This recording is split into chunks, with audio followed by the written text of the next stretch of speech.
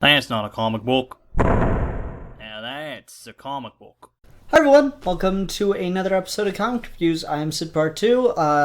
Danny the Lizard is around, so of course at one point he's going to interrupt the video. That's just what he does. That's how Danny the Lizard do. Anyway, new shirt. Kind of a cool Green Lantern shirt that I found online. I just liked it because it was long sleeve and had the design and everything. But I didn't realize this is a compression shirt. Under Armour shirt, if you will, not proper Under Armour brand. And yet, yes, it still hangs loosely on me like this, like with folds and stuff. That's not supposed to happen with compression shirts. I didn't realize it was a compression shirt when I bought it, but that's just how it is when you're this damn skinny. I just thought I'd mention that. People ask me why I'm so skinny, and my answer is because I'm one of God's favorites. Anyway, kicking off the video with blasphemy. Nice. This ring used to light up, and it doesn't anymore because it came out when the movie did, so. Oh well. Anyway, give a thumbs up if you like this shirt, and a thumbs down if you're mad because I'm that goddamn skinny. Believe me, I am as well. Anyway, this is comic reviews. So, let's go ahead and actually get started with the comics. So this week's stack of comics, no trade this week, but that's okay because we got plenty of books. Since we're talking Green Lantern, we'll start out with Sinestro number 17. I haven't been reading this book, but I picked it up because Wile E. Coyote is on the cover, and that is objectively awesome. And I like Wile E. Coyote, and he is my favorite Looney Tune. And yeah, so Wile E. Coyote. Anyway, so this is bookended kind of interestingly, with Sinestro talking about fear's role in Earth, or on Earth, and how it's treated like a god, and how this threat that they're facing is, how to put this? It is trying to slay the god that is fear on Earth and replace it. And that's pretty much where all the interesting stuff, for me at least, ends. I'd picked up the first few issues, I think maybe the first 6 issues of Sinestro, at one point. And it was just okay. The distractions began. They were just okay. I just don't like Colin Bunn's voice for Sinestro, and it's really nothing against Colin Bunn. I don't even know if he's still writing it. Yeah, he is. It's nothing really against Colin Bunn. I don't think people get Sinestro's character very well. I'll talk more about that in a second, but let's go ahead and talk a little bit more about the book itself. So we have Sinestro and Black Adam teaming up against this, what do they call it? The High Priest of the Anti-Emotion Religion. That's how he's described. And I don't know. To be fair, there's a lot going on right now. So that is a problem. But at the same time, Stan Lee's old adage, every comic book is somebody's first comic book. So you should be able to just jump in at any point in the story and be entertained at the very least, and I'm really not. I don't know, so they're fighting this guy, and they're able to kind of scare him off for a bit, and then go to their base, which is orbiting Earth, which Wonder Woman is attacking because it's an alien space station orbiting Earth. It looks damn threatening, so she's gone there to figure out what's going on. She gets attacked by the Sinestro Corps members. She fights them off, and then Sinestro and Black Adam show up. And they're like, oh, well, blah, blah, blah. This is all a misunderstanding. We've replaced the Green Lanterns, and we're here to stop this threat to the world. Blah, blah, blah.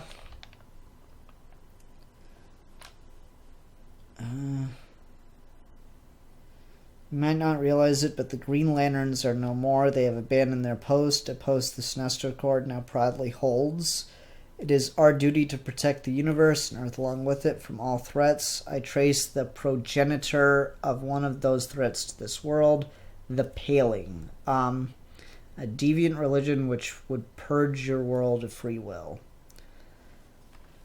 And he offers Wonder Woman the chance to team up and go find this guy, and she says no because he's he's come back and with reinforcements instead of really running away. He's come back with reinforcements to fight him. So besides just the idea of fear being a god on Earth, or being like a god on Earth, it's not literal. The only thing I really liked about this issue is that Wonder Woman is in it. She's kind of just popping up all over the DC universe right now. Like she was in that Deathstroke arc, and then she was what else did I talk about? She was in Justice League and Martian Manhunter. Or no, not Justice League. She was in Martian Manhunter's book.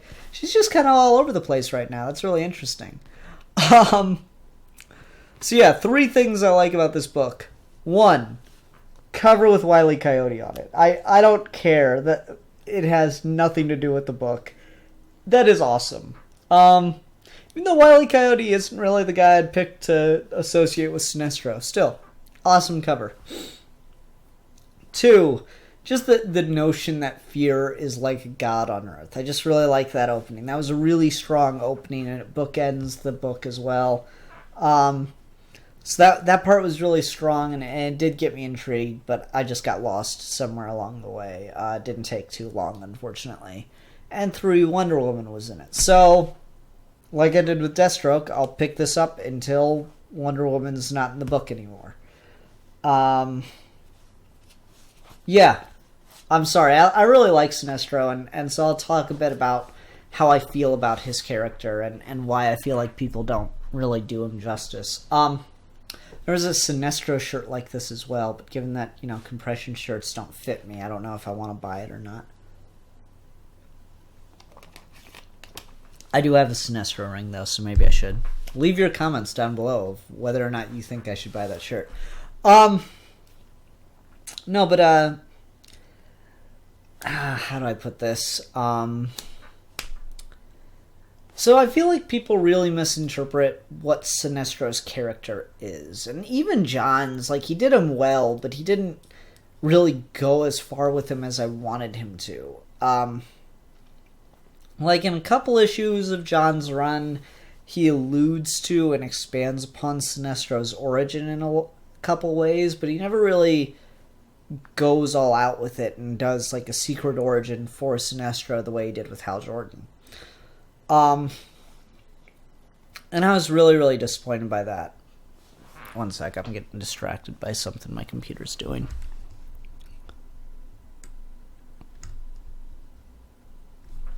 Am I still good? Is it still going? Yeah, okay. Sorry. Just wanted to make sure my audio was still recording. No, it's just that, like, he never really did a full secret origin with him, and I was always disappointed by that, because what Sinestro's character is inherently interesting. So you always hear, superheroes and comics and television shows, movies, always talk about not being able to kill, not being able to go that far to become judge, jury, and executioner, and how if they did kill, then they'd never be able to bring themselves back from that. Sinestro is that character. Sinestro is the character that did cross the line and use his power wrongly. And so we always hear characters talk about how they can't do that, how they can't cross that line, but we never really see the stakes. We never really see what you become if you do it. And Sinestro is that. Sinestro is what you become after you cross a line. And so you have Sinestro's origin being that he used the power of the Green Lantern ring to completely overthrow the government and become a dictator over his entire planet.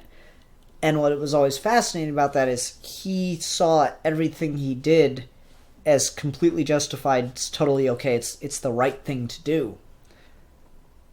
And that's why the ring didn't stop him. It let him do all these horribly oppressive things. He used his power incorrectly and crossed a line. And that's just inherently fascinating and really interesting stuff. And from what I was reading of Bunn, he didn't really do much with that. Maybe it got more to that line later on, but I don't know. He's like, you often see Sinestro portrayed as kind of like a bad guy that's like a typical bad guy that's trying to rob banks or whatever, and that's not in his character. And in this, it's slightly more appropriate, where he's trying to fulfill the hole the Green Lanterns have left, but still, that's not quite there for him. He does need to think he's the good guy, but he needs to be going way too far with that and still be vilified for his actions. And that's just not what I was reading. I never saw that taking place in this book. So that's why I like I said, I picked up the first 6 issues one day, just read them all, and I just didn't care for it. He does have a pretty good voice for Sinestro, the way he actually writes Sinestro, just and how he speaks and how he acts is pretty good. Like I said, I just don't like the overall approach, though, the overall direction. So there's everything I have to say about this, except Wile E. Coyote is awesome. If I were to pair Wile E. Coyote up with a character, it would be Lex Luthor. Okay, let's go ahead and move on to Darth Vader number 13, Vader Down Part 2. So this is weird, the way it's all coming out. I don't know. It's going to be a good collection, I'll give it that much. So this opens in a pretty awesome way. They go, Darth Vader, enough, surrender now. He says, very well, Force be praised. Lower your weapons, you will not be harmed. And that's Vader saying that. And then they're like, okay then, this guy's crazy. Because they have him completely surrounded, and then he just, of course, takes out an entire battalion to get out of it, because he's fucking Darth Vader, and it's a really awesome opening action scene. The unfortunate side of that is, this is a shorter book than the Vader Down #1, so we're kind of getting as good as the action scenes are, they are kind of taking up a lot of the book because they're just a bunch of pages of action. Then it goes to Han and Leia, and they argue about whether or not to go rescue Luke or to go after Vader.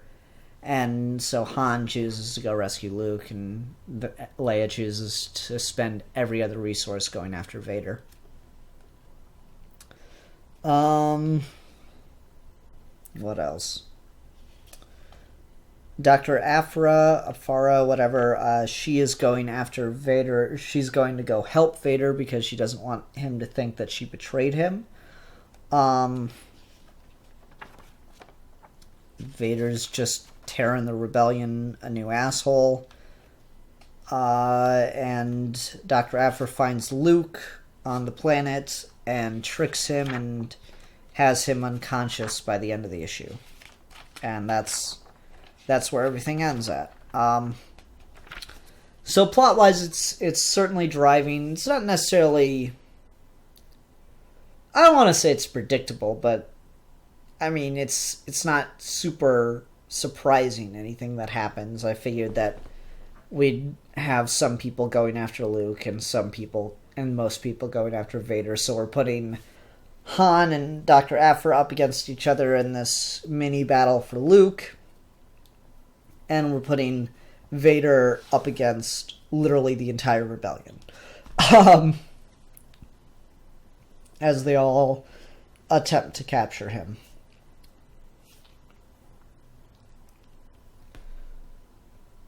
So there's the setup for it, I guess. And It's not as strong as the first issue. It's not being written by Aaron. Huh.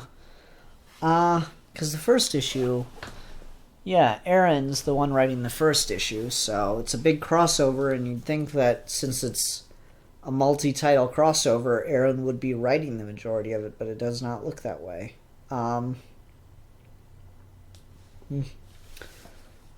don't know. As much as I am enjoying it, but I'm excited to get back to the A story of the Darth Vader book. It's not bad or anything. I don't want to give that impression. I just don't have too much to say about this. What should I say?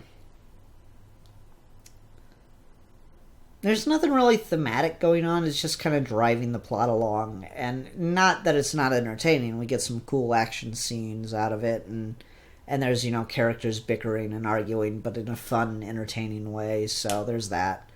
There's not much for me to say about it. The plot is progressing, and that's pretty much it. The players are all coming into place right now.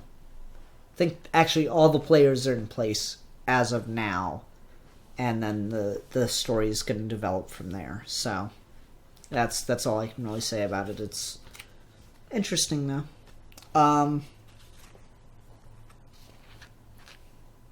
Yeah, that's all I got, really. It's as much I am enjoying it. It's just there's not a ton to talk about what's going on. It's mostly just the plot continuing. Interesting stuff with Han and Leia, where he's talking about saving Luke, and she's talking about Luke would want us to go after Vader, and it's whatever. Interesting. Still picking it up. Really good. Just not a dense issue, I guess I'd say. Wonder Woman, number 46. I don't know how I feel about this. I am in a glass case of emotions about this book right now. I've been defending this book, and after this issue, I'm not sure if I should be. It's not bad. I don't want to give that impression. It's just so much happens in this, and it doesn't feel like it should.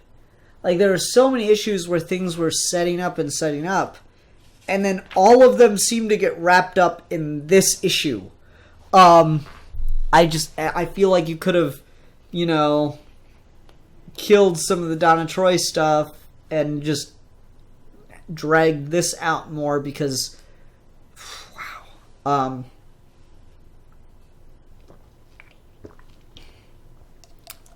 Okay. So, Wonder Woman and the Goddess of Peace fight. And the Goddess of Peace is angered with Wonder Woman because she is not properly fulfilling her role as the God of War. And if she doesn't do that, then it's driving Peace crazy and forcing her to become something she is not. Something that she is not meant to be. And the Goddess of Peace makes all these arguments. Well, war keeps the weak from being oppressed because it brings them together and gives them something to fight for. Without war, the strong will just seize all the power. War is something that is not supposed to be pretty or nice or anything. It's supposed to be horrible. And you're not fulfilling your duties as the God of War, which is ruining my ability to be the God of Peace, Goddess of Peace. And Wonder Woman is refusing to fight, and bottling all that up is killing her. That stuff I really like. That is really interesting. And I wish we could just keep going with that. With Wonder Woman's the God of War, but she's not properly fulfilling her post, so she has to find some kind of way to come to terms with that. And then Zeke, who is Baby Zeus, brings Donna Troy back to life at the last minute, and in doing so, brings Ares and Apollo back. And Donna Troy gives like this South Park-esque speech about what has happened. It's true, fate has been reborn, along with it the immortality of the Olympians. Donna, how? I saw Jesus' arrow turn you to stone. The Father of Gods put much into play before he disappeared from the throne of Olympus to be reborn.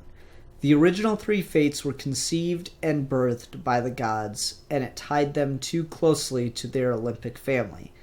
As people lost faith in the gods over time, the fates began to lose their power and age. But what does that have to do with you? Like the eventual death of the fates, I was always part of Zeus's master plan. That is an awful line.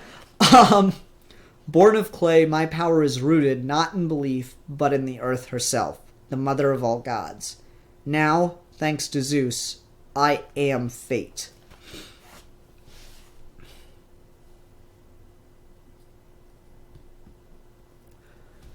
It's almost a deus ex machina. Deus ex machina. There we go. Which literally means a god from the machine. And what that term was originally put in place for was at the end of the play, a proper ancient Greek play, if something were like not really making sense or, not quite lining up, then they would lower someone down with, ropes and pulleys and shit, playing a god. So, like, Apollo would come down and explain everything away to have it all make sense. And that is literally what has happened here. So I guess it is keeping in turn with the original intent of this Wonder Woman book, with the idea of being very Greek. So this issue, I am of multiple minds about. It's either genius or it's stupid, and I won't know until next issue. And not even next issue. It's probably going to be quite a while before I know whether it's genius or stupid.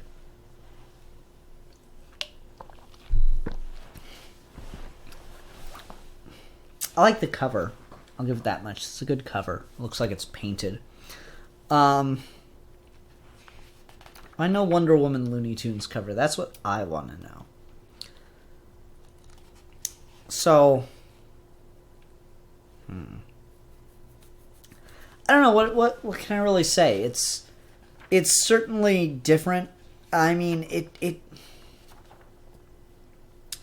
all fits is the thing. Zeus did somehow know everything that was going to happen in the Azzarello book, or the Azzarello run.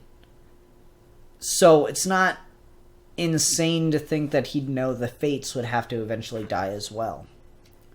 But it is a little too neat and wrapped up all in one bow, and I just feel like I would like this more. I would be more certain of my liking of it if it was more not spaced out. Yeah, no, actually, yeah, if this had just occurred over a couple different issues, it would be significantly better. And it's all kind of been leading up to this, but it still feels way too quick to have this much be resolved. And then at the very end, it says, like, it seems like we're left with kind of a cliffhanger, but then it says next Cheetah. I'm like, wait, what? Huh? So we're not going to get any more resolution than that? Donna Troy is the new Hand of Fate, and Wonder Woman's no longer the God of War, apparently. That's a really big thing to just drop, because I thought that was the part that was making it really interesting. How does Wonder Woman deal with being something that she is fundamentally opposed to? That was what made this book fascinating, and now it looks like they just kind of threw that out. We'll see. I'm not sure. We'll see what happens. But that's the impression that I got. Because they don't directly say, oh, well, you're no longer the god of war just because Ares is back. But it's certainly implied. I don't know. I was really interested in the dynamic they'd set up and seeing her just have to deal with that. And now it seems like they just kind of got tired of writing that and dropped it. And I'm really disappointed by that. So, yeah. That part kind of sucks.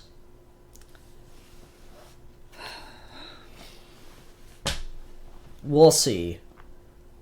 This is the first issue where I've thought it was legitimately problematic.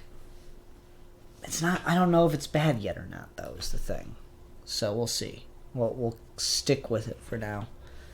And then DC Comics presents Bombshells. Or DC Comics Bombshells. I don't know, whatever. Number 5. So, this is just getting too complex to explain the plot. And so I won't do that. If Kathy Kane and Selena Kyle have a story, then we have Harley Quinn and Poison Ivy. And then we have Supergirl and Stargirl have a story. So I'll talk about just each of the stories they're going through. So Kathy Kane's doing a whole spy thing with Selena Kyle, basically. And that's interesting.